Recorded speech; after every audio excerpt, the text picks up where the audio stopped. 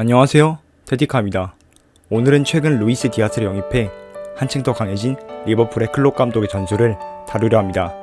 분석할 경기는 최근 진행된 브라이튼, 아스날 경기를 기준으로 분석하려고 합니다. 특히 브라이튼전에 루이스 디아스가 중점적으로 기용되었기에 브라이튼전을 집중적으로 분석할 것입니다. 라인업은 브라이튼전에는 디아스, 마네, 살라의 3톱, 케이타, 파비뉴, 핸더슨의 3미들이 나왔고, 아스날전에는 디아스, 조타, 마네의 3톱, 티아고, 파비뉴, 핸더슨의 3미들이 선발 라인업으로 나왔습니다. 세부적인 전술적 특징을 보기 위해서는 먼저 에버리지 포지션을 봐야겠죠. 브라이튼전과 아스날전 에버리지 포지션을 보면 특히 3미들의 위치를 통해 전술적 특징을 파악할 수 있습니다. 브라이튼전에는 물론 케이타가 측면 쪽으로 조금 치우쳐져 있지만 빌드업 시에 케이타, 파비뉴가 허리라인을 이루고 핸더슨은 자주 우측면 지역으로 전진한 것을, 아스날전에는 티아고, 파비뉴가 허리라인을 이루고 핸더슨이 우측면에 자주 가담한 것을 확실히 확인해 볼 수 있습니다. 또한 최전방에 펄스9에 위치한 선수가 중앙으로 자주 가담했음을 확인해 볼 수 있습니다. 히트맵을 보면 브라이튼전 케이타, 파비뉴의 낮은 지역에서의 관여도의 모습과 핸더슨의 우측면 가담 데이터를 확인할 수 있으며, 아스날전 티아고가 출전했을 때의 3미들진의 히트맵을 통해서도 그 특징을 확인할 수 있습니다. 또한 브라이튼전과 아스날전 공격진의 방향을 통해 측면의 로버터슨과 아놀드의 전진을 적극 활용하는 리버풀의 구조를 파악해 볼 수 있습니다.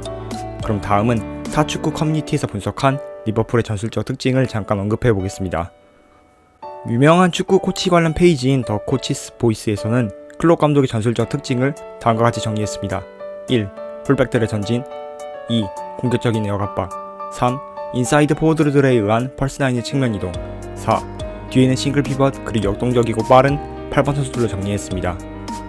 또한 레스터전에 보여준 리버풀 전술 특징을 1. 3톱의 좁히는 움직임. 2. 루이스 디아스 인상적인 대비. 3. 파비뉴와 티아고의 더블 피벗. 4. 양풀백의 매우 높은 전진 플레이 등으로 요약했습니다.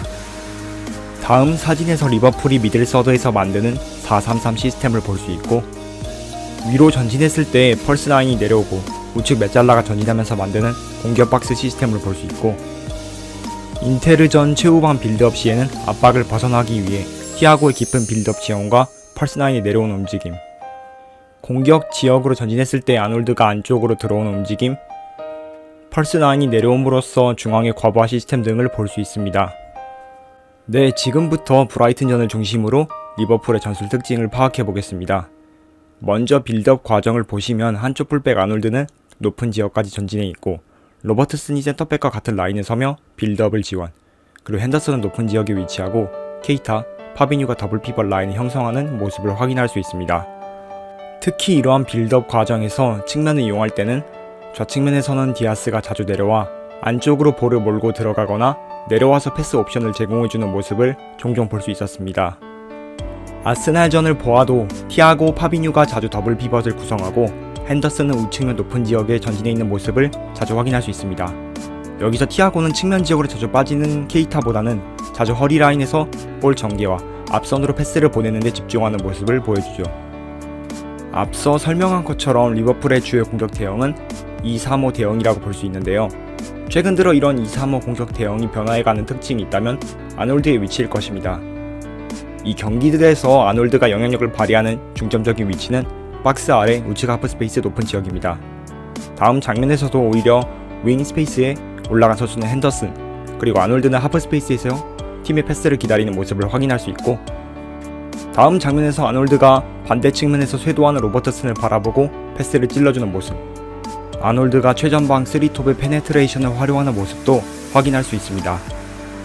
그렇기에 박스 근처까지 전진한 2-3-5 공격 대형을 보면 핸더슨이 자주 높은 지역에 위치하는 모습을 확인해 볼 수 있습니다.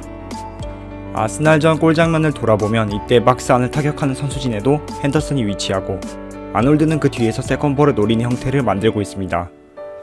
즉, 이는 아놀드의 장점인 킥력을 극대화시키기 위해 최적의 위치에 배치하려는 클롭 감독의 전술적 선택지를 확인해 볼 수 있습니다.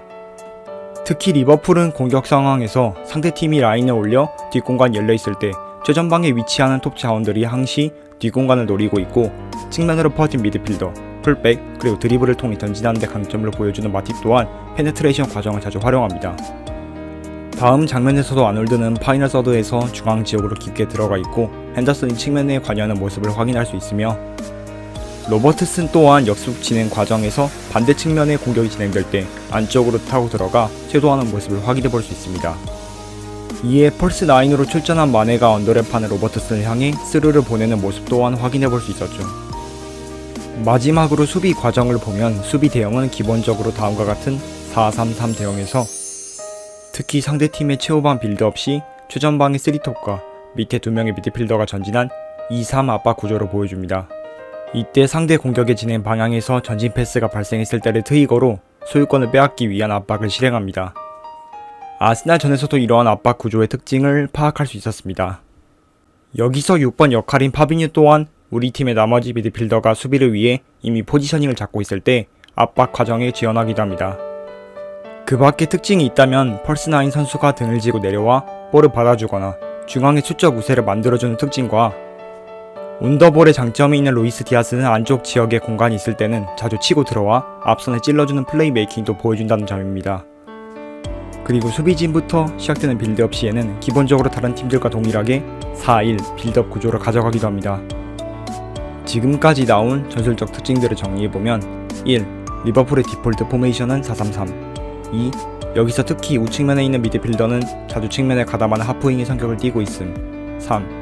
최후방 빌드업 시에는 4-2 빌드업 구조를 가져가지만 풀백이 전진을 활용하기 위해 미들서드로 전진하는 과정에서 한쪽 풀백은 자주 높은 지역에 위치하고 2명의 미드필더가 허리 라인을 구성하는 3-2 빌드업 구조를 형성.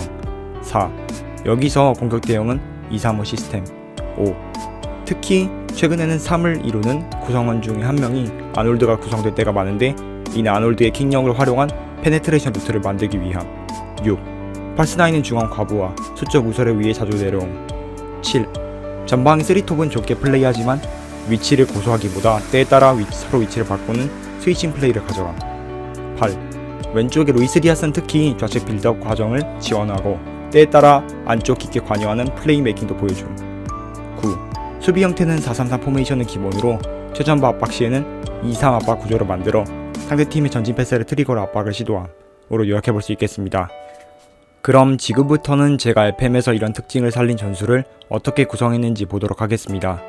마티프는 자주 드리블을 통해 전진을 하므로 공격형 수비에 자주 드리블을 주었고, 로버트슨은 거의 윙어에 가깝게 높은 지역까지 공격에 가담하며 때에 따라 안쪽으로 언더랩 가는 등 유동적인 움직임을 부여하기 위해 완성형 윙백 공격을, 루이스 디아스는 안쪽 지역으로 자주 치고 들어가고 빌드업 과정도 기여하기 위해 인사포가 아닌 인버윙에 더욱 좁게 포지션 자유, 공격 템포 조절을 주었습니다. 참고로 공격진 모두에게 스위칭을 위한 포지션 자유를 넣어주었습니다. 디아고에게 로밍 풀매를 준 이유는 빌드업 플레이에 가담하는 자리이기 때문이고, 조던 핸더슨을 와플매로 측면에 설정한 이유는 아무래도 FM은 메잘라로 배치해도 기본은 3미들 아래에서 자주 플레이하기에 배치 자체를 측면으로 당겨 실제 리버풀에서 플레이하는 것처럼 포지션이 나타나게 설정해 준 것입니다. 아놀드는 앞서 설명한 하프스페이스 자리를 활용하게 만들기 위해 인버티드 윙백 지원을 주었습니다. 전체 지침에 대한 설명입니다. 성향은 굳이 안정적인 빌드업을 고수하기보다 최대한 공격진의 페네트레이션을 활용한 적극적인 공격 전술이므로 공격형을 주었고, 앞서 설명 내용처럼 측면을 위주로 전개하기에 양측면을 켜줍니다. 골 찬스는 침착하게 만들고 창조성에 자유를 주어 스위칭 플레이를 살려줍니다. 역시 공격적인 역압박 전술이기에 역압박과 역습을 켜주고 가장 높은 수비 라인의 엄격 마크, 압박 게이지 최대의 상대 골키퍼 긴 패스도 유도해주겠습니다.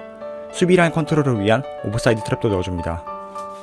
인게임 장면에서 실제 축구 장면처럼 핸더슨이 측면에 위치하고 아놀드가 하프스페이스에서 패스 플레이에 가담하는 모습을 볼 수 있고, 루이스 디아스가 안쪽에 가담하는 2-3-5 공격 과정도 볼 수 있습니다.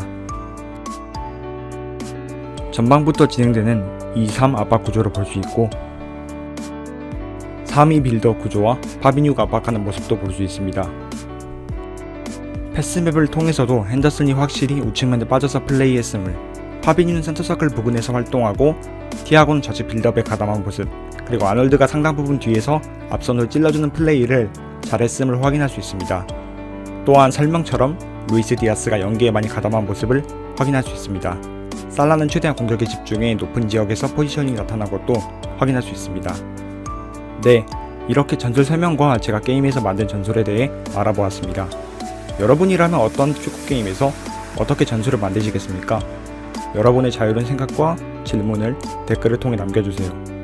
영상 재밌게 보셨다면 구독과 좋아요, 알림 설정까지 부탁드립니다. 그럼 다음 콘텐츠에서 뵙겠습니다. 감사합니다.